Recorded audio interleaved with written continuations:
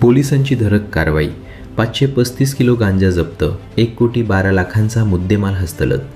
नाशिक ग्रामीण पोलिसांनी अंमली पदार्थांविरोधातील मोहिमेला मोठे यश मिळवत पिंपळगाव बसवंत टोलनाका परिसरात छापा टाकून 535 किलो गांजा जप्त केला. या कारवाईत एका संशयिताला अटक करण्यात आली असून 1,12,14,000 रुपयांचा मुद्देमाल हस्तगत करण्यात आला आहे.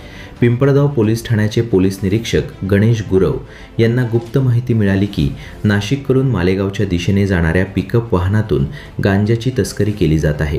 या माहितीच्या आधारे पोलिसांनी पिंपळगाव टोलनाक्यावर सापळा रचून वाहनाची तपासणी केली. तपासणी दरम्यान वाहनातून 535 किलो गांजा आढळून आला. या प्रकरणी राहुल शांताराम पाटील वय 33 राहणार मुटकी जिल्हा धुळे याला ताब्यात घेण्यात आले. या प्रकरणी पिंपळगाव पोलीस ठाण्यात गुन्हा अन्वये NDPS कायदा कलम अंतर्गत गुन्हा दाखल करण्यात आला आहे. आरोपीला अटक करण्यात आली असून त्याच्याकडून 535 किलो गांजा, पिकअप वाहन, मोबाईल फोन आणि रोख रक्कम असा एकूण 1,12,14,000 रुपयांचा मुद्देमाल जप्त करण्यात आला आहे.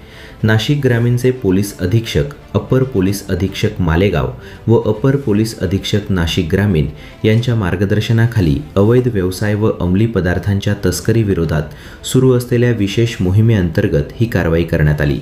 या कारवाईत पोलीस निरीक्षक गणेश गुरव, सहाय्यक पोलीस निरीक्षक रोहिदास भोर, सहाय्यक पोलीस उपनिरीक्षक चारोस्कर, अंमलदार प्रशांत उगले, पोलीस हवालदार शिंदे व निकम विकास वाळुंज यांनी मोलाची भूमिका बजावली.